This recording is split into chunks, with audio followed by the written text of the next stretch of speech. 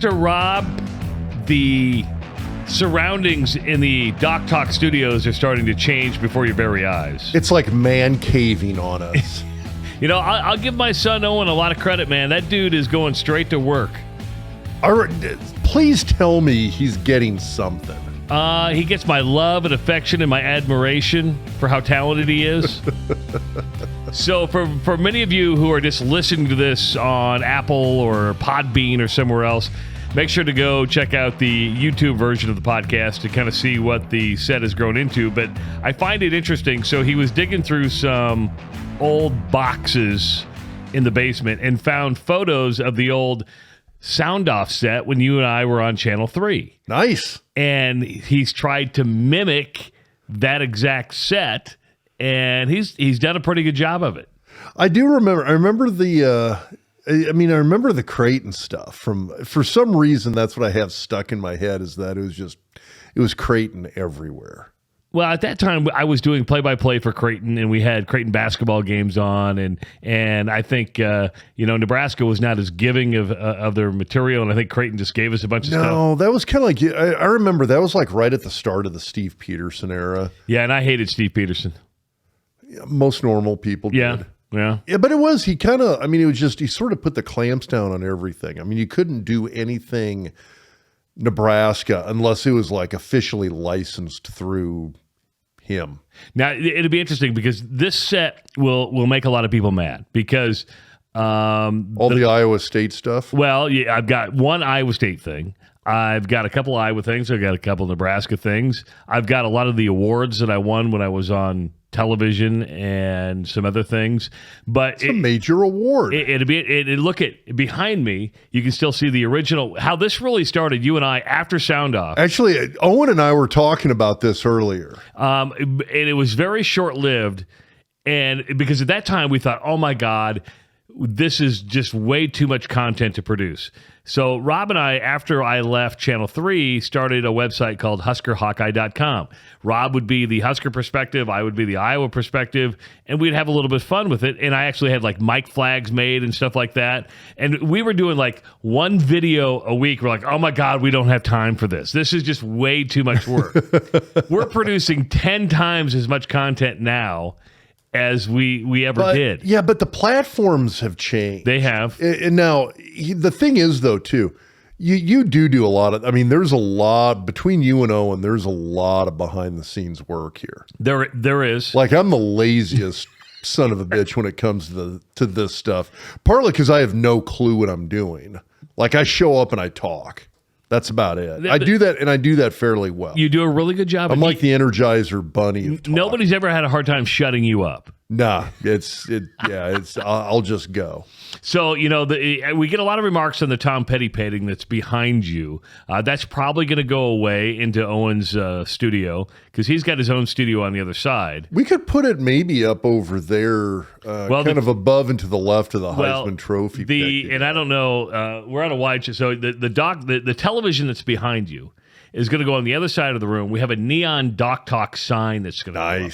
So we have a neon sign. Bright lights, baby. And then we've asked you for a Rob Zatechka number 56 jersey, if you can find one. We'll give it back if you ever stop doing this, but we're going to frame it, put it in one of those box frames, and put it behind it's buried in my... I got them all. They're buried in my basement, and there's like 10 boxes on top of it right now because we're doing some new drywall and stuff in the basement, so we had to like haul everything out. It's like Tetris in our storage area. But we did get it. We did get the Cale Sanderson Wheaties box. We showed it last week. It's up there. Yeah, it's up there. I'm trying to think. What people can't see, it's back by the television. And Owen was asking me about this earlier. Well, in this angle, you can. Okay, so if you see that little rainbow thing up there, the piece of wood on the far right, that is actually my seat at the old Nebraska press box before they tore it down. You're kidding. So I was seat number 88, and when they tore all those places out, they gave each media member what their seat was in the press box, and they gave those to us. That's actually kind of cool. It was, and I only was in that because that was from 1998. So I was in that press box for 4 years before they built the suites in the big press box. So that's really my only keepsake maybe from besides all my press passes and stuff, was my seat in the old press box. And there's now a generation, maybe 2 generations, that don't even remember what that press box looked like. And see, that's what I mean, that was what was there the whole time Yeah. I played. I got a chunk of the turf. Well, that's pretty cool, though. I thought it was kind of cool. It's the turf that I played on from probably would have been my sophomore through senior years. You ever I go think up and rub it and go, I can't believe I played on this crap? Oh God, it was horrible. At the time, we knew how bad it was, which the stuff we had before when I hit the door there in 90 was like the old school, like the true AstroTurf. Yes. I mean, that's kind of the Kleenex name for it, but it was true AstroTurf brand AstroTurf. And at that time, I mean, I'm guesstimating it was maybe 20 years old by 1990. Ooh. I think it was kind of an early 70s, maybe not quite 20, but it was probably about 15 years old, which kind of scares me when I say that, because I think about the fact that 15 years old from 1990 is like 1975. But it was probably an early mid-70s artificial turf, and it was horrible. But they replaced that when going into would have been my redshirt sophomore year. Yeah, but they just replaced it with another carpet that was just as unsafe as that. Yeah, the stuff, the thing is that old AstroTurf, it was worn down, it was flattened down, it was almost slick. So the new stuff, it was like playing on a damn Brill pad. I mean, you could, I mean, I could take a chunk of that stuff, like the chunk I've got at home. I could cut that up and we could use that for cleaning pans in the kitchen. I mean, it's like an industrial scrub brush. It's almost like steel wool. It might be worse. I'm not kidding. It's horrible, horrible stuff. The amount of skin that stuff removed from football players over the whatever, like 8 or 10 years that stuff was on Memorial Stadium. I mean, you could probably field an entire football team out of the DNA stuck in that stuff. So yeah, the studio continues to grow, and I'm happy with it. I think we're going to get some more stuff. Owen's doing a great job. He actually paid for like all this stuff. I mean, he went and got the mini helmets. Again, would you give the kid give him some dimes? I gave him life. I gave him half my DNA. Oh, you're killing me. He knows I'm giving him a hard time. I know, and the best part of the DNA came from Mom. That's true. That's the other half. There is no doubt about that. I will not dispute that at all. Hey, what are we drinking here, by the way? So this is from our guy in Dawson, Minnesota. So Mark Weber, Mark follows the podcast. He follows us on Twitter. His son is actually an All-American football player at Augustana. Okay. Actually, NFL prospect Eli Weber. If you get a chance, if you're a D2 guy, go check out an Augustana game. The kid he's a beast playing at safety. So kind of the thing I wanted to really talk about. So it's what you're drinking right now. So this is their, I don't know, I'm going to hold it up to the cameras. There we go. Best I can here. Sup, dog. There we go. It's got a pit bull on it. It's their Citra Cali IPA. So it's kind of a really dry, it's not your juicy citrusy IPAs. Yeah. I mean, it's kind of a dry citrus IPA. Now, the reason it's Sup, dog, so kind of the thing why I brought this today. So one of Mark's buddies, and like I said, Mark's the guy that follows us. He's a friend of mine, just a great dude. In Madison, Minnesota, which is near Dawson, Minnesota, both towns are roughly, if you know where Sioux Falls is at, they're both about halfway between Minneapolis and Sioux Falls. So in Madison, Minnesota, there's Gemini Rescue, and I'm going to put some links on Twitter to this. We're recording now on Sunday night. I'll put some links out there later tonight. And if you send them to me, I can put them on the YouTube description. I will do it. So, but yeah, it's Gemini Rescue. So all of the Sup Dog Citra Cali IPA from Talking Waters Brewery. So that's where the beer's from. I guess I kind of neglected to mention that. So it's the beer we got tonight's from Talking Waters out of Minnesota. And I'm trying to remember. I think we have had their stuff before. I want to say we've had one of their porters. But I'm going to screw this up. Montevideo, Minnesota. Montevideo. Yeah, which I mean, usually Sounds like Zawat Nehu. I keep thinking Shawshank Redemption. it's the Minnesota version, but Montevideo, Minnesota, Talking Waters. It's one of their IPAs, but I mean, all the proceeds go to benefit Gemini Rescue. So it's a Rottweiler and Pit Bull rescue group. Okay, they've been around for years. They do a really nice job, and I'm kind of one of those guys that every dog my wife and I have ever owned has come from either a rescue or the Humane Society. They're the great dogs. We've always gotten wonderful dogs from them. It's a good group up there. So it's kind of they kind of cover all of the kind of a big chunk of southwestern Minnesota. They don't list it as much on their website, but they actually are a rescue for horses as well. So I think they've got a handful of horses right now also. Who ever thought that horses need to be rescued? To my understanding, it is a far bigger issue than people understand. Really? Well, look at it this way. People get a dog. Yeah. And they're like, okay, it's too much to handle.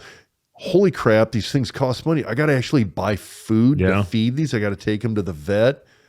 Do that with a horse. Buying a horse is not the least expensive part of owning a horse. You own a horse, it's housing, boarding it, it's feeding it, it's taking care of it, it's the vet bill, so on and so forth. So there's a lot of horses that end up in rescue situations as well. So, but anyway, Rottweilers, Pit Bulls, and now horses as well too. Gemini Rescue, they're out of Madison, Minnesota. If you get a chance, go look them up they're both on Facebook and Twitter. Again, I'll post links later tonight. But if you get a chance, go look them up. If you're kind of feeling up to it, throw them a few dollars online. Otherwise, if you're in southwestern Minnesota, go find some Talking Waters Brewery beer. Pick up the Sup Dog. If you like it's kind of a unique IPA because, like I said earlier, you got your California IPAs, which are your really, really bitter, kind of punch in the face with that dry bitterness. It's a Cali Citra IPA, so it kind of has that citrus, but it still has that dryness. So if you're an IPA guy and you like a really good IPA, you like those West Coast IPAs, this is a good one that has that kind of that hop bitterness, little bit of citrus, but it doesn't start pushing into that kind of juicy citrus or that New England IPA genre. It stays West Coast with that citrus in there. Hey, you had a big weekend because you're like the king of Exarban, aren't you? Didn't you? I'm not. Which they do not do the king and queen anymore. Yeah, because it freaked people out. Well, I don't want to say it freaked people out. They felt like there was a need to kind of bring it up to speed in terms of modern society. Okay. And so what they do is they do a most honored citizens. Okay. Is how they do it. Is it male and female or still just a male? Usually what they've done, so this is only a couple of years old now. So what they've done is usually it's a couple. So this year it was the Dinsdales. Okay. And so, Pinnacle Bank, right? Yep. So and they've banking everywhere. God, I didn't realize how extensive that was, but they turn around and over the decades, they have put tons of money, time, and effort back into the community, very active. If you ever get a chance to meet them, I've met them maybe once or twice.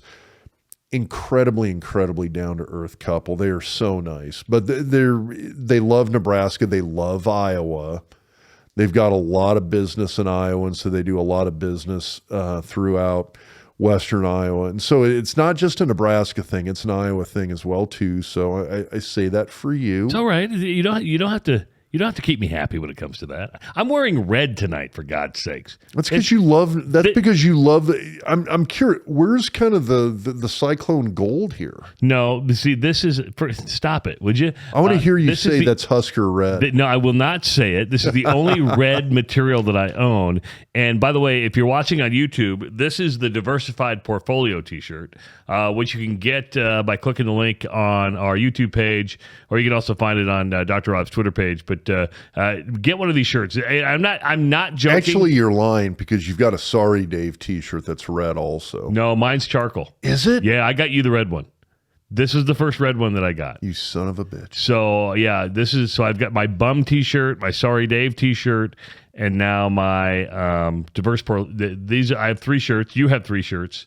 You have 2 red, 1 charcoal. I have 2 charcoal, 1 red. I like the red. You know what I like more than anything?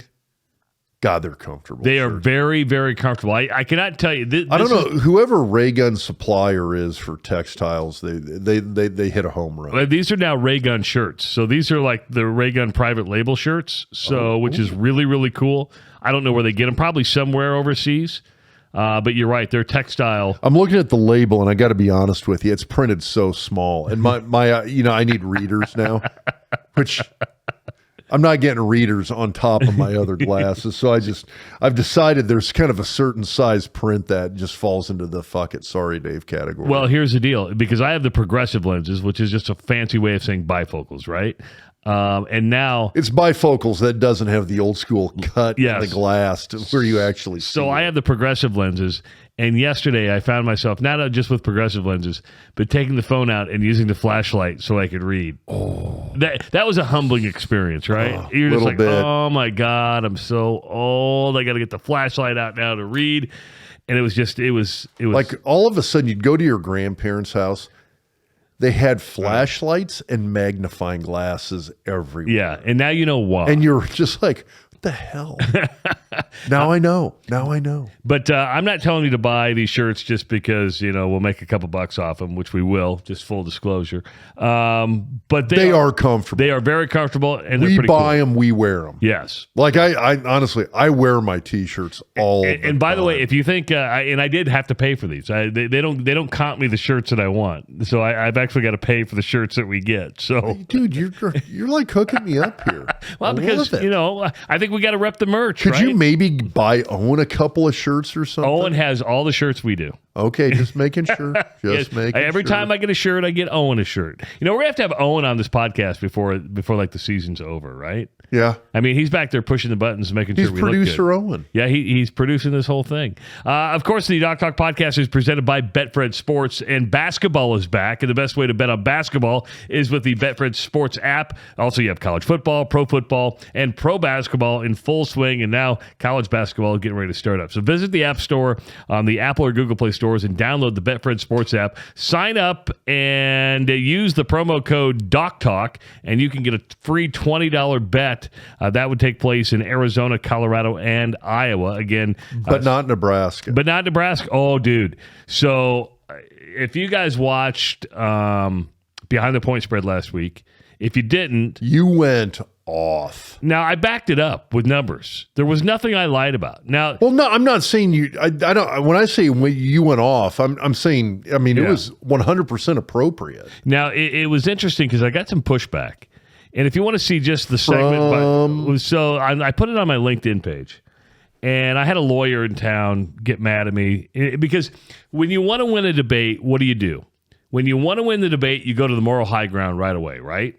So sure, I go to facts right away. Well, but the moral high ground is always hard to defeat. It pretty much guarantees you're going to tie. Well, the problem with moral high grounds is that they're not factually defendable. No. Now they're not factually defeatable either, and that's the problem. This was not an argument about whether or not you think gambling should be legal. It's legal, okay? Yes. So that's my problem with it is that you've already broken through that wall. That seal is busted. Yeah. So the first thing on my thing is, what would Dr. Tom Osborne say? I don't give a shit what Dr. Tom Osborne would say. I don't. Well, and a lot of people, it almost always, it's been joking. I mean, people, it's either been a little sarcastic or a little joking. People have asked me, hey, Rob, what would Dr. Tom say? Now, and my pat comeback to that has always been, I love Coach Osborne. The amount of things that I learned from him, I mean, off the charts. It doesn't mean that I set my moral compass exactly to where Dr. Tom wanted me to set it.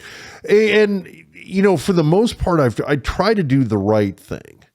But at the same time, just because he is who he is doesn't mean I'm going to agree with him on everything. No, and so that was the moral high ground right away, right? There's no finer human being in the state of Nebraska than Tom Osborne. Then he goes into, we do not... Although even Osborne would disagree with that. So then he goes into, you need to regulate it more, not open it up more, and because what about point shaving?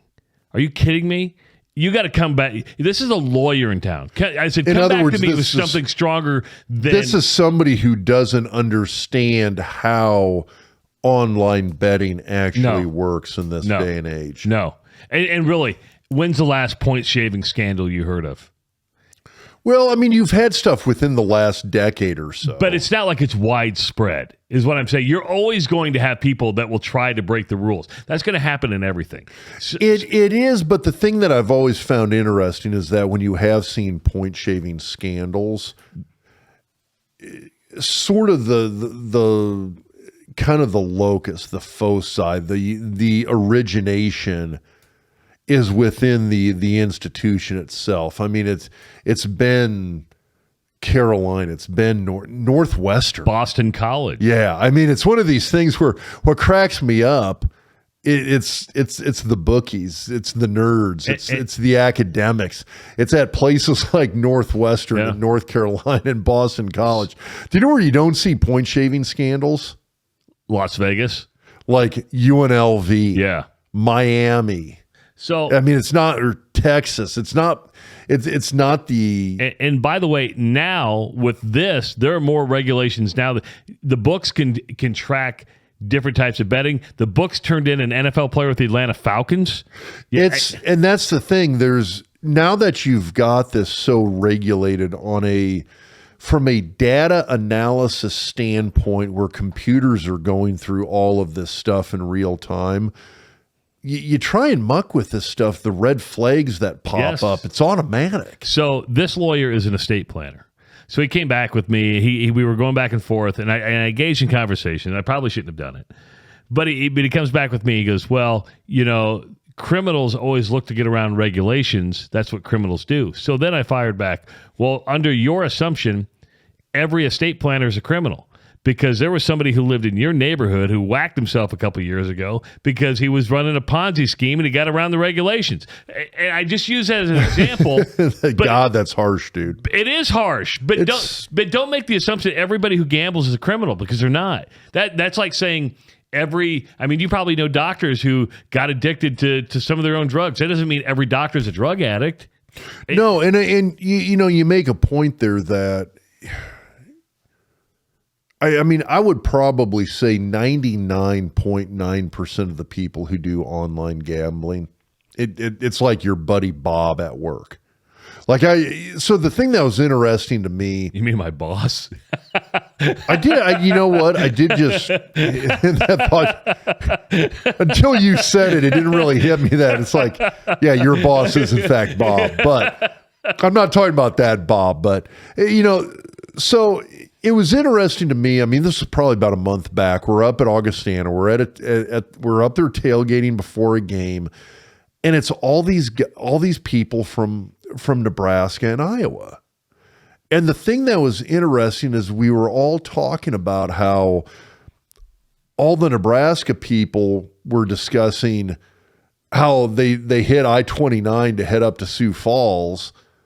And that's when they do all their online betting. Yes. Is when they're on I-29 heading up to Sioux Falls. Because you get into Iowa, you can pull up your BetFred app, open that up, and start placing your bets. all the guys from Iowa are looking at us, all of us Nebraskans, going, what the hell are you guys talking about? Like, they just assume, hey, if we can do it in Iowa, apparently everybody can, and it's not the case. But they completely, well, let me ask you this. How long have you had online mobile sports betting in Iowa? 2.5 years. Okay. 2.5 years in, they completely take it for granted now. They do. They just assume this is the way the world is. Yeah, and you know what? You don't have many problems. No, they have essentially none. Do you know what they do have? Shit ton of state revenue. Yes. But anyway, it was funny because they're talking to us. When I say us, all the guys from Nebraska who are sitting there going, it's like, yeah, one of the things that's kind of fun about coming up to tailgate at Augustana is you're driving up I-29 in Iowa. That's when we place all of our bets on the sports book apps. Because that's what people do. And even, but, well, sorry, I digressed a little bit. No, you didn't. The point I was going to make is that 99.999% of the people who do this, it's your Joe Bob. It's every man. Yes. It's Joe the plumber. Are the people who are doing this. It's not criminal. So if you want to see some people call it a rant, some people call it an editorial. I back it up with facts. If you want to see the money that's flowing around, and I only used Iowa as an example, go to the Doc Talk YouTube page, and where you can see the title of the video is Nebraska Gets a Bad Beat or something like that. Which, and we went over on the behind the point spread last week as well too, Scott. I mean, we touched on those numbers then. So check that out. Nebraska will have sports betting, but you're only going to be able to do it at a casino, which does not take the consumer in mind. I use percentages from Iowa that will blow your mind away. And it shows you how Nebraska is just going to be running a step behind. The lost revenue is what pains me. I mean, I look at that, everything from freaking potholes to public schools. I mean, it kills me the amount of revenue and some people that Nebraska's losing. It's only, I was at $17 million over 2.5 years of tax money. And they were, that's only $17 million. What? $17 million bucks. It buys a lot. That's a lot of potholes. It really, really does. So, Nebraska, people are probably wondering, you guys ever going to talk about football? And the answer to that is yes, because Nebraska loses to Illinois yesterday. Illinois covered the spread. And Nebraska's fortunes really started going downhill when Casey Thompson got hurt. And, I mean, Chubba Purdy sucks. Okay, they tanked. I mean, they were going downhill already, but they tanked. I mean, they tanked when Casey got hurt. Chubba ain't Brock. No, he's not. Although, I mean, I'd be the first to say as well, though. I mean, okay, let's talk about Mickey Joseph a little bit. Okay. We're all, and when I say we're all, I think a lot of really hardcore Nebraska fans are willing to give Mickey a little bit of a pass for the fact that he's trying to polish a turd. He's taking over 3-4 games into the season. It was a rough start to the season to begin with. You've got this revamped coaching staff. You've got a bunch of transfer players. It was not an easy thing to step into as an interim coach and try and have any success whatsoever. And he's gotten a bit of a pass for that. And I think it's a well-deserved pass. That's your backup quarterback coming into a game, third quarter, late second quarter, third quarter, whenever you're looking at it, and trying to perform. You haven't gotten all the snaps in practice. You haven't been working with those guys, with the receivers, the running backs, the offensive line. You have not gotten those reps like those guys have to the same degree. That timing's not down, that feel's not there, that chemistry's not there. It's a tough situation to have to come into as a backup quarterback. And so I do feel for Brock. Geez, I went back to Brock. For Chubba, I mean, it's a tough situation across the board. So I don't necessarily fault him, but I will say this: it's not like Tommy Frazier goes down and Brooke Behringer comes in. Hell, you guys want Matt Turman coming in? Yeah, although, I mean, I'd be... I have no problem with the Terminator. I'm just saying you went like 3 deep at that point. And people are like, oh, my God, all Matt Turman had to do is hand the ball off to Lawrence Phillips. That's all he had to do. Well, we went 3 deep at running back with NFL guys. Yes. Who was Iowa State's running back last couple of years? Breece Hall. Okay. Breece Hall would have been third string in 1990. You're probably right. And Breece Hall is in the NFL just to had a knee injury, but pretty darn good running back. He's with the Jets? Yeah. Yeah. So it's honestly, Breece Hall would have had trouble beating out either Damon Benning or Clinton Childs. Like legit would have had trouble beating out those guys. He's not beating out Lawrence. So my point is that I think when you got a guy like Matt, I think he had a lot easier time of it. You've got, he had 4 NFL offensive linemen in front of him, a 5th guy who could have probably played in the league if he really wanted to. It's a little bit of a different dynamic there.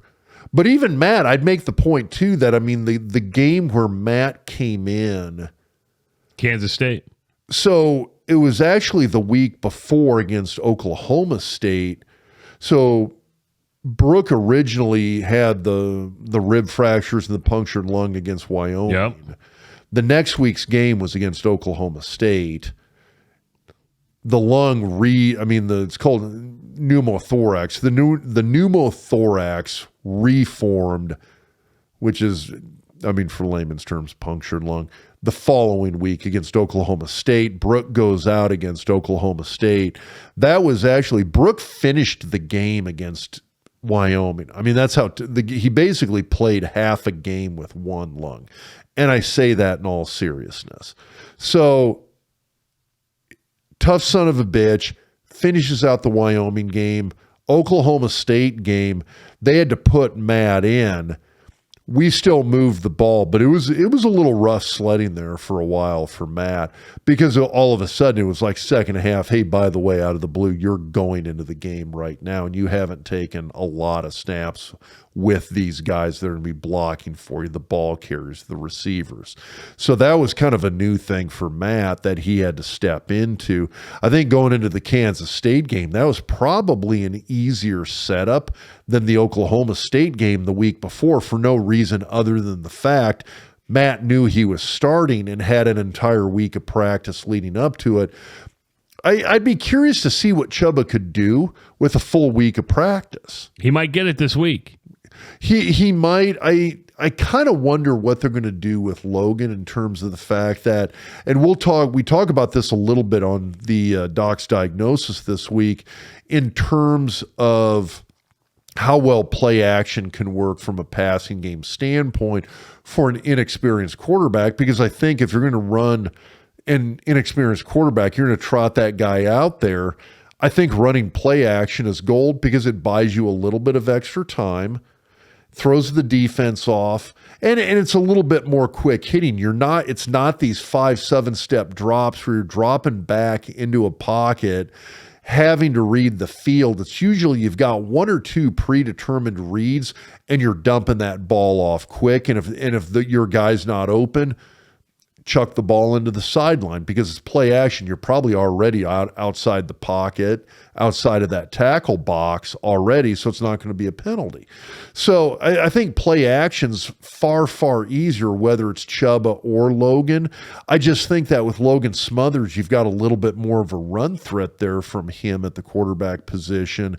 And I think that play action pass becomes a little bit more of a viable option, and it's something that the defense is going to have to respect, because I do think Logan's a better runner than Chubba is. You look at the numbers. Casey Thompson was 7 of 15, 172 yards. Not great, but it was 1/2 essentially. Yeah, and I would say a lot of those 172 came on the 2 plays we diagnosed on Monday. He essentially had 2 plays that covered 100 yards. Yeah, but he had 2 picks. 2 picks. He did, the one pick, and that was actually the play, I think, where he got injured. Yeah. That ball, so that doesn't count. He's bringing the ball forward with his arm. If you're watching on YouTube, the defender comes in and the defender's helmet hits, just right there on the inside of the elbow. And, essentially it turned in, I mean, that ball was just a lob up to whoever wanted to catch it at that point. But that was a hit on the quarterback as he's releasing the ball. I'm not sure I put that one on Casey. Honest to God, does this team win a game the rest of the season? Well, I mean, and Casey's actually been listed as day-to-day. It's not what I asked you. I asked you, does this team win a game the rest of the season? It depends on if Casey's out there. I think they've got a solid chance against Minnesota. I think Minnesota has a better running back, and we talk about this. They got a better running back than Chase Brown. I don't know if they've got a better offense than what Illinois has. I also don't. I mean, Illinois' defense is pretty good. Yeah. That is actually, you look at what. So, okay, I'm kind of tangenting here a little bit. Let's take this Illinois team right now that Bielema has out there. If you slapped a red W on the side of their helmet, you wouldn't know.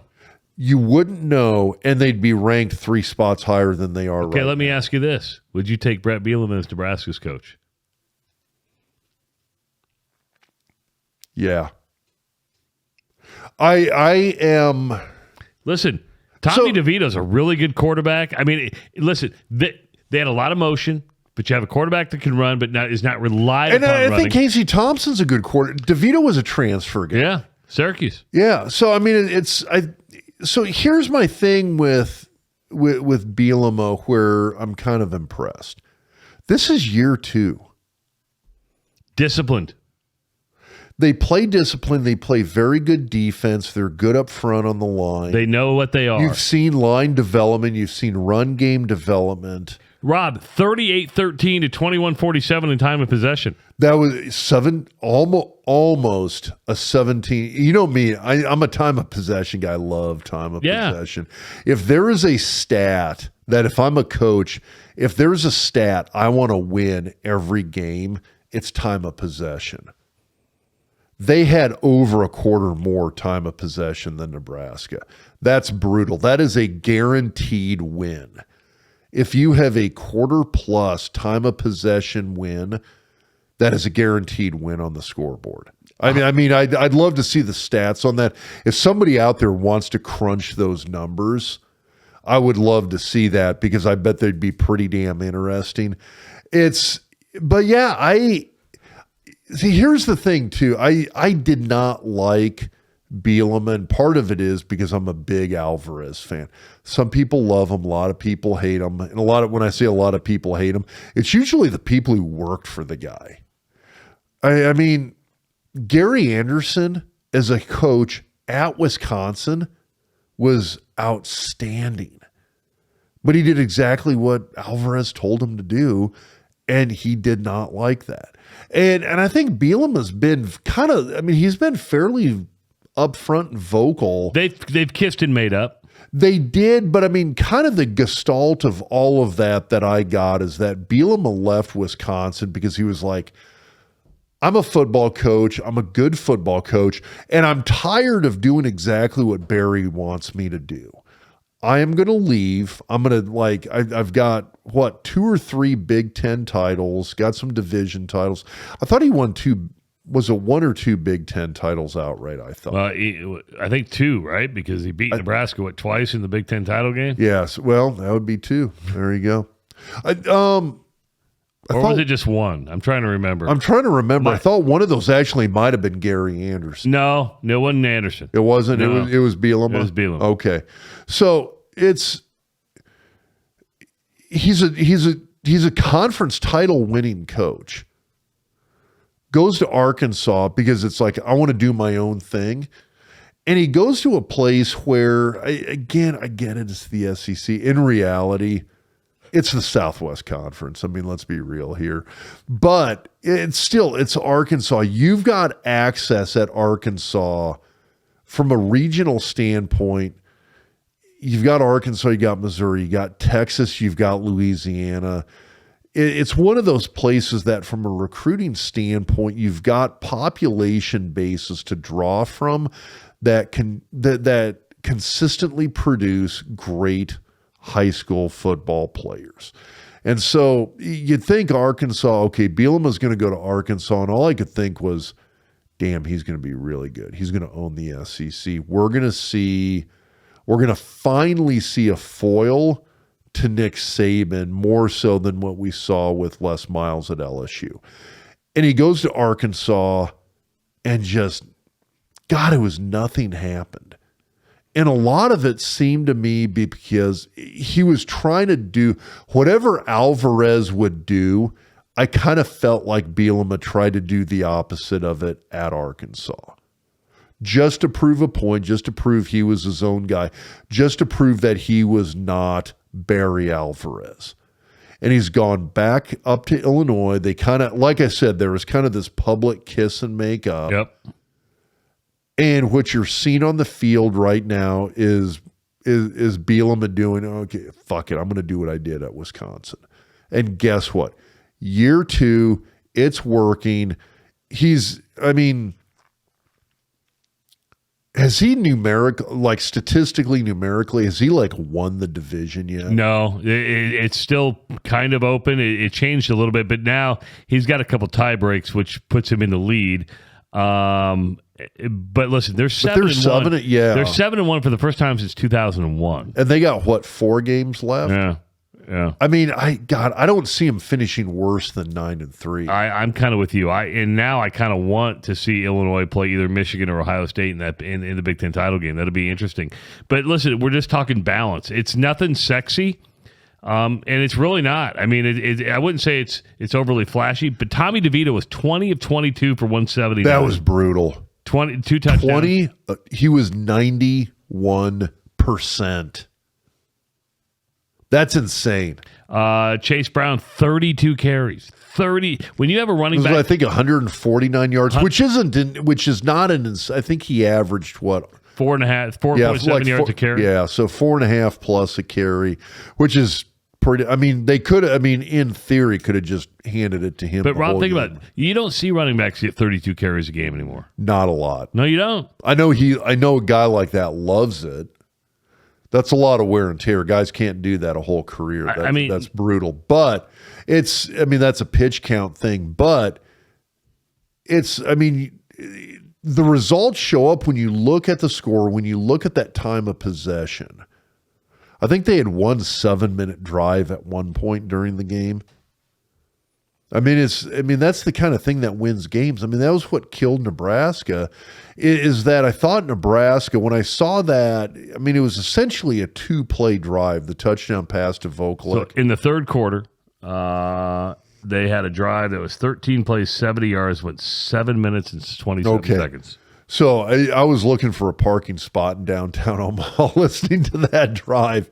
But that's one of those things where you're sitting there going like, you have when you kill half a quarter with one drive, you're going to win football games. It's the nature. If the other team can't score, they're not going to win. And it's boring football. It is not exciting. Fans, Tom Osborne did this for the better part of 2 decades, and people hated it. I remember when Bill Callahan came in, and people were really, really apprehensive about Solich getting fired. And I remember first play of the spring game, he has Joe Daly launch this 60-yard downfield pass, and the fans all cheered. And it was like, oh my God, this is great. We're going to throw the ball. It's something new and different. And oh my, we don't know what kind of nightmare we're fucking in for the next 20 years. Sorry, Dave. But that was the thing that all of a sudden it was this movement away from fundamental football. And when you see good fundamental football, man, it's you better appreciate it because it wins a lot of games. And that was an exercise in fundamental football. It was very good defense, which Illinois, okay, so I might have my facts wrong. Or were they leading the conference in total defense? Yes, at that time they were, yeah. Okay. They're one of the best defenses in the country. I thought they were top 5 nationally, and I thought they were number 1 in total defense. They were number 1 in total defense. defense in the Big Ten. And you throw in time of possession, and this usually happens. Time of possession usually correlates into what? Good rushing yards, Wins. right? Well, wins and gotcha, good. I mean, you're not going to control the clock if you're throwing the football over the place. No. You're going to control the clock if you're running the football. 188 yards on the ground compared to just 60 for Nebraska. Yeah, and I mean, what was Nebraska? Didn't they have, I think it was like 34 total yards or something like that in the second 29, half? I think it was. Yeah, you're not going to win a lot of games. No. That is not being on the comeback trail. When you've got an output of like less than 50 total yards and a half, you're not winning that game. Of course, Nebraska is going to be back at home. It's an 11 o'clock game on Saturday against Minnesota. And if you want to go to that game and see it at Memorial Stadium, make sure to go to Tickets for Less for your game day tickets. Head over to ticketsforless.com and shop for the best selection of Husker tickets at the lowest prices, or call 402-398-1999 now to work with one of their friendly local customer care service team members. Tickets at ticketsforless.com. You never pay lofty ticket fees on any order, meaning you can save big money compared to the other sites. Extend your savings now when you use the promo code DocTalk at checkout. Again, use the promo code DocTalk at checkout and get even more savings on your tickets. They are playing Minnesota this weekend. Minnesota shut out Rutgers yesterday, 31-0. Listen, Rutgers' defense is decent. Offensively, they're horrible. Yeah, and that's something. I mean, you got to go back again. The whole A beats B, so B beats C thing. I know that doesn't always play out in the real world when you actually put teams out on the field. Nebraska beat Rutgers. It was come from behind, and it was close. That was a tight game. I appreciate the fact that Nebraska was able to win a tight game, but there is a little bit of that where you look at it and go, okay, Minnesota had no problem with Rutgers. 0. Well, it was Nebraska 14-0 up until Minnesota pulled away in the late third in the fourth quarter. Really, they went Big Ten West against them in the second half, and they ran the ball well the whole game. I worry about Minnesota in the same way that I worry about Illinois. What happened with Illinois is what I was worried about. They're just going to hand the ball off to Chase Brown. They're going to chew up clock. Nebraska's not going to have very many opportunities to do what they do best, which again it's like that drive in the second quarter. That was essentially a 2-play drive. They got a big play out of Brown where he essentially got him near midfield, and then they ran. Honestly, it was kind of the same play. I mean, it was an unbalanced line, play action pass. They hit Vokalek down the left sideline. He manages to shrug off a tackler as a safety coming over the top, gets away from the safety, takes it on in for a touchdown. If Nebraska's going to win games, they need 3, 4, 5 series like that. It's got to be like Purdue, where you get out there, you're lofting it up, and you're letting guys like Vokalek and Trey Palmer go get the ball and make big plays downfield. Nebraska does not have the capability. They've got a good running back. I mean, I really do think I think Grant's awesome. Yeah. He's a very good running back. I feel bad because Nebraska does not have the offensive line to have that ball control offense. They don't have the offensive line to have that where they're going to get 4 yards, 4 yards, 6 yards, 5 yards, 3 yards, 4 yards. They're not going to nickel and dime teams moving down the field and chew up clock like Illinois did against Nebraska. And that's something that is going to haunt us the rest of the season, because I think other teams do. The teams we're playing do have that ability. Illinois definitely had that ability. Minnesota has the ability to do that. If they've got a healthy Ibrahim at running back, if Mo can come in and keep in mind, if you get 3.5 yards per play, That's 3 plays and a first down, 3 plays and a first down, 3 plays and a first down. You only have to average 3.5 yards a play to win a football game. Minnesota has that capability. Nebraska has, and I'm not just saying just Casey Thompson. I think Logan Smothers can run a grinded out run offense from the quarterback position type of offense. I think Anthony Grant is the kind of guy that can take a ton of carries, can carry an offense, can chew up clock like that. I don't think Nebraska has the offensive line to do it. And again, when I look around the league, Illinois has that. Minnesota has that. I don't think Iowa does, but no. I mean, that was kind of the classic. It was always Iowa and Wisconsin, but we've got Wisconsin coming up. Guess who's got that kind of offensive line? Now, Wisconsin. I will say this: he made a couple of adjustments yesterday on the offensive line. But they only played Northwestern. Now, and that's a game Nebraska should have won, but didn't. Yeah, Nebraska's the only team that made Northwestern look good this year. Yeah, God, that's painful. But yes, you're right when you say that. But yeah, I mean, Wisconsin's another one. I mean, there's when you look at who Nebraska has left, it worries me that we've got Minnesota coming up. We still got to play Wisconsin. I mean, these are going to be tough games. So we got to play Michigan. And that's an instant loss. I hate saying that. I mean, I love what we did against Michigan last year. We got to go up to Ann Arbor. That's going to be a bitch. Yeah. They got another good running back. They got an NFL offensive line. They really do. You know what? I actually think Michigan's better than Ohio State. Well, guess what? We're going to find out. We are going to find out. In a month, we're going to find out. When you look at the rest of Nebraska's schedule, so your question was, does Nebraska win another game?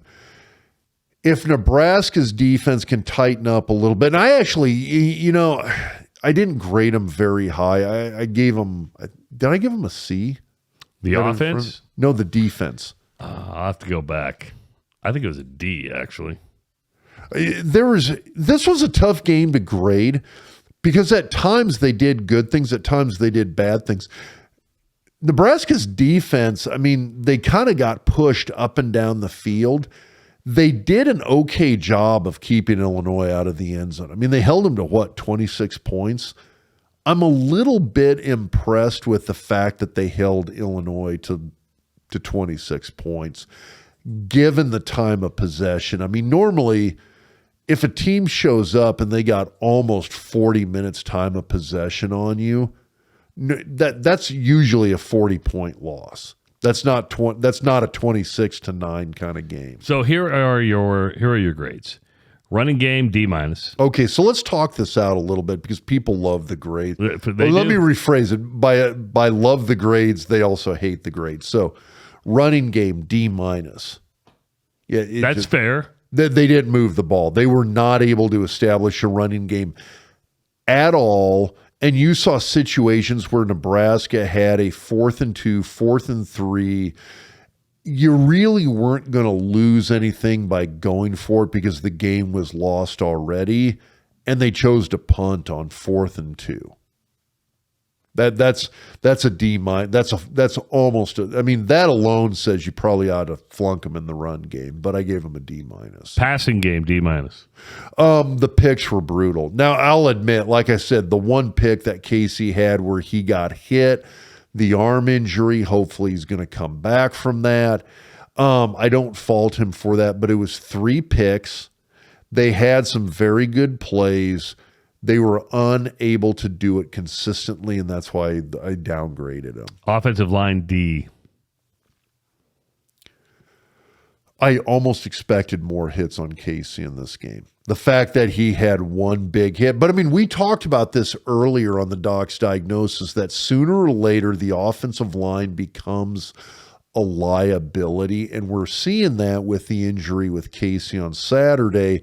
That's the kind of hit you have to worry about, and we talked about this a few weeks ago. I actually expected more hits on him. I think Nebraska did a little bit of a better job with the play action pass, which is why I didn't flunk them in the passing game. And it's also why I didn't give them a flunking grade on the offensive line, is because I think they did do a lot of play action pass just to take that pressure off of the offensive line. Defense, you gave a C. And that goes back to the score. I mean, I thought Illinois, time of possession, you look at the running game, you look at what they did overall. I was very impressed with what Illinois did against our defense. At the same time, I'm looking at some of the injuries. Not having Nick Henricks out there really It did. I would agree with you. Not having Nick out there was huge. And he's a guy that, God, I've talked to some fans who don't like him. When he's coached up well, when he's got somebody who's instructing him well, he's a guy that I think has some NFL chops. The injury he had last week was brutal to the knee. Not having him out there to kind of, he and Reimers, the two of them, they feed off each other well. They feed off each other. They work well together. They're very comfortable working together. And all of a sudden, you've got Va Clements out there. You got Hausman, the Columbus kid out there, true freshman. That's brutal for Reimers to have to lead those guys around when you're used to having Nick Henricks out there. And so losing Henricks was huge. So I kind of give him a little bit of a pass for the fact that Nick's not out there. I give Reimers a pass for not having Henricks out there. So that's probably why I didn't downgrade him as much. At the same time, I thought again, when you look at the yardage, when you look at the time of possession, I thought they did an okay job of keeping Illinois out of the end zone. They limited the touchdowns. The one you took a beating on was the special teams, because you gave the special teams a B, and a lot of people go to the blocked extra point, which was horrendous. Well, and a few people pointed out, there was a kickoff return that was, guys were out of position. They kind of botched that one. And so it's, at some point, I'm kind of comparing position groups against other position groups, and consistently special teams is the best performing unit out there. And it's also hard for me to downgrade an entire unit for an entire game based on one play, one guy. So that block PAT, it was one guy. It was Benhart. It was. I'm starting to feel sorry. You know what? I'm starting to feel sorry for him. I worry that he's on a certain level, potentially he's cashed it in.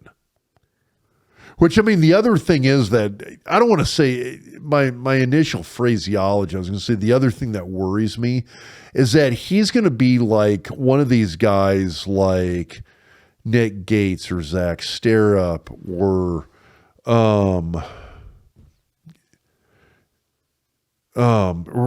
Lewis, or there's all these O linemen that have come out of Nebraska, go to the NFL, and all of a sudden they actually start getting some consistently good coaching, and they last like 4, 6, 8, 12 years in the NFL.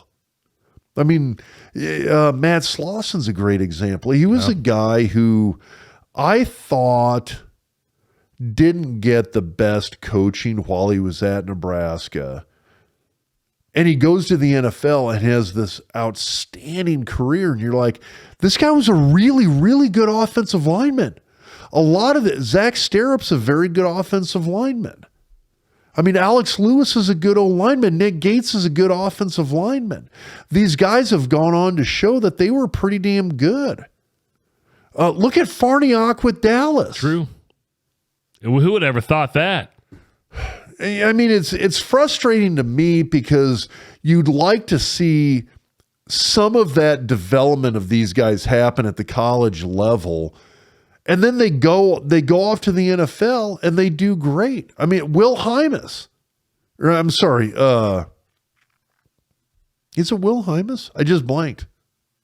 I blanked. Anyway, Hymas. I look into your eyes. When you blank, I blank right along with you. Okay, sorry. Hymas, he's doing great. He's out in Cali. He's rocking it. It's awesome.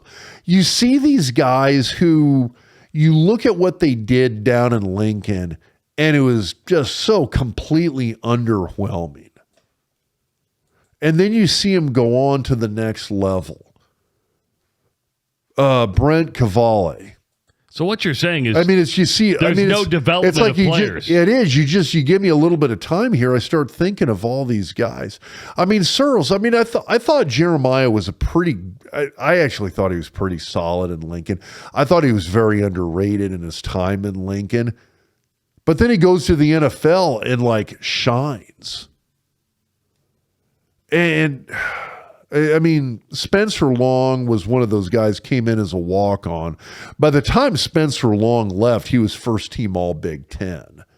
So I don't think he was one of the few guys who actually you saw that development while he was still in Lincoln.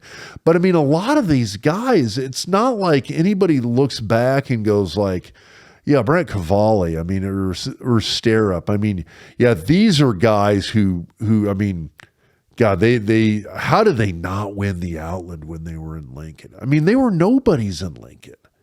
They were starters, don't get me wrong, but beyond that, they had very okay careers in Lincoln. Farniok consistently, God, we hammered Farniok. We did. Beat him up almost on a weekly basis. And guess what? It was deserved. He did not perform well. There were days I wondered, why is this guy even starting? He's starting games in the NFL right now. Do you know why? Because he got coaching. He got some coaching. But you're seeing that. So I look at some of these guys. At this point, nothing would shock me. But at this point, if Ben Hart or Corcoran go to the NFL and somebody picks them up and say, hey, God, you've got some you've got some arm length, you've got some reach, you've got some height. Let's just see what happens if we try to develop you a little bit. And part of me almost wants to say, let's give these guys a chance and see what happens at the next level, because I've got the sneaky suspicion that if they got some good coaching, we'd actually see something out of them. Sorry, little O-line rant there. No, but it's warranted, right? Yeah. And that was a question I got asked. Sorry, I'm totally interrupting you. No, here, that's fine. I got asked on Twitter, when you look at the guys on the O-line in Lincoln right now, post-Illinois game, is this a talent thing, or is it a developmental and coaching thing? And I have trouble pinning that down. I truly don't know. I'd have to be there at practice to watch that to be able to give you a pretty good answer on that, and I haven't been. I see the games and that's it. And right now I'm not seeing the amount of development you'd like to see. And so I do worry that it's coaching, but at the same time, is an O-line coach going to be able to develop these guys in one season? And I'm not sure I've got a good answer for that question either. Let's go back to where this podcast started, and that was the backup quarterbacks, because there seems to be none for Casey Thompson at this point. Dylan Raiola makes an unofficial visit to Nebraska. Should people make a big deal out of that or not? I think people should take it take it for what it is. And what it is you had a situation that with his original recruitment and commitment to Ohio State, Dylan Raiola looked at the situation in Lincoln. He looked at Frost. He looked at some of the issues with Frost and said, this isn't a guy that I want to play for right now. And it's very easy to look at Ohio State, to look at a coach like Ryan Day and say, here's a guy that I would like to play for, to play under, to learn from. There is a huge contrast there, and that is a complete no-brainer. At the same time, I also think that a lot of the barriers to Dylan Raiola coming to Lincoln, and when I say barriers, there were a number of people. It wasn't just Scott Frost. There was people on the NIL side that the Raiola family did not want to deal with. there were the coaches like Frost that they didn't want to deal with him as a coach, given some of the issues that they were seeing both in recruiting and kind of from a distance as they watched the team play. And these are things that, I mean, I don't need to go into extensive detail about, but it's stuff that, I mean, has been talked about on every damn podcast, Twitter feed, etc., since for the last year or two. All of that stuff's gone now. And so now the question is this enough? Is Nebraska enough of a different entity, whether or not it's Mickey Joseph? It's not going to be. So let's say it's not, but it's not going to be Scott Frost. No. And I think Scott Frost, it's not that Raiola looked at Nebraska and said, hey, I don't want to play for Scott Frost. Well, it was that. I mean, that was an impediment. Frost represented an impediment to him being here. Frost represented a wall to him being in Lincoln. There were people on the NIL side as well that represented an impediment to Raiola being in Lincoln, where Raiola, his family, looked at some of the people involved on the NIL side of things and said, hey, it's just, these aren't people from a business model standpoint we want to deal with. Well, you bring up NIL. They're gone. None of that is here now. It's a little bit, fresh start. It's a little bit of a fresh start. It's a little bit of a different animal. So I'll be kind of curious to see that there's a handful of recruits that if you go back and look at them that have committed elsewhere, that I would be really curious to see that if Nebraska kind of locks down a head coach here before the end of November. And again, I don't know if that's going to happen. I hope it does, because my suspicion is we'll have a podcast to do, and I'm going to leave the country for a couple of weeks, and I don't want that to happen when I'm gone. But yeah, like kind of what I've heard is that it's going to happen the week before the Iowa game. Before the Iowa game. I've heard before the Iowa game, and again, this is third-hand info. But I'm not saying this is like Trev called me up and told me this. That would be brilliant. It would be. The idea is that it kind of gets everybody behind, hey, here's Mickey's last blast. Yep.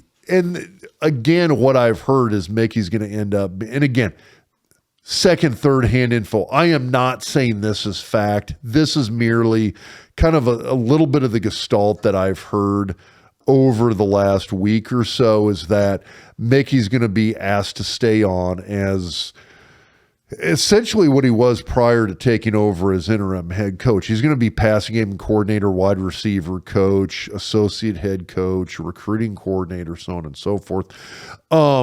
He's going to maintain those positions, those titles under whoever comes in as the head coach. Either way, it's a different entity than it was at the start of the season, and I think that changes things with a handful of recruits.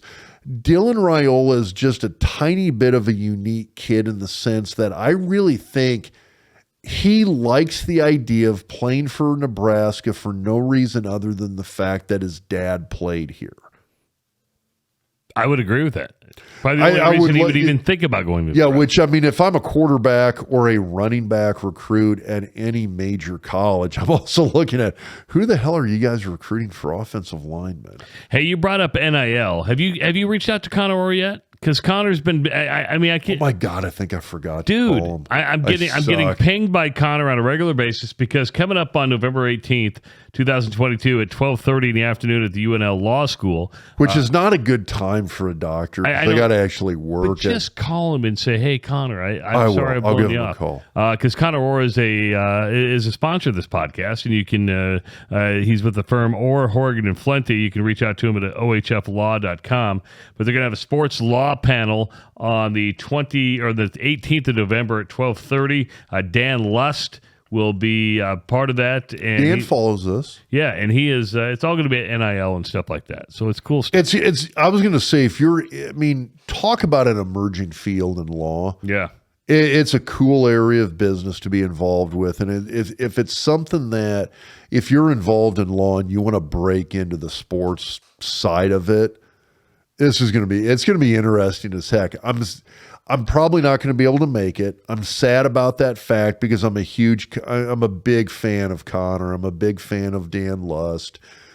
It's going to be interesting to see the topics they cover and how they cover them, because from an informational standpoint, this is stuff that's right up my alley. I love the portal. I love NIL. I love just kind of the analysis of how all of this is affecting college athletics. And I think it's affecting it a lot, of course. But if you also need a litigator, if you need a lawyer, get a hold of Connor at ohflaw.com, or you can give him a call at 402-408-6488 or Connor at ohflaw.com. If you need shirts, sweatshirts, holiday gifts, Husker Hounds is the place to get them. Scotty Strunk over at Husker Hounds, good friend of the Doc Talk podcast presented by BetFred Sports. He's been with us really since we started this thing. That's been many, many, many, many years ago. And so I give Scott lots of my own money. Well, and that's good. You should. He's got 2 locations in the Omaha area. You can also reach out to him at huskerhounds.com. All right, Dr. Rob. Get your T-shirts. Get your T-shirts. They're comfy. They are very, very comfy. Order them online. They're affordable. They're $25. Very simple. I wear the hell out of mine. So I really do. They're comfy. We're probably going to have to come up with some new ones, because we're probably going to shut the website down right after. We'll keep it open for Christmas, and then we'll shut it down for a little bit, come up with some new slogans. We'll come up with something. If you don't follow Dr. Rob on Twitter, you should, at Doc Talk Sports. If you don't follow me, well, you're not missing much, but you can follow me at Travis Creates. It's a bunch of Iowa State crap. No, Iowa stuff. Sure. Oh, God, see? And then we got the Iowa State thing right behind us, too. So that's just going to... We got Creighton, we've got Nebraska, you got a couple. Iowa. I mean, we got Penn State's wrestling coach back there on a Wheaties box. Equal representation here. Like the Doc Talk Facebook page and subscribe to our YouTube channel. You will not regret it. We put up a lot of video. Join us on Wednesday night for Behind the Point Spread with Scott Spreitzer. That's a good show. We do a half-hour live on Wednesday nights, talk about 4 games in college football. And from a purely informational standpoint, that's it. Ground gets covered. For Dr. Rob Zatechka, I'm Travis Justice. We will talk to you next week on the Doc Talk podcast presented by BetFred Sports.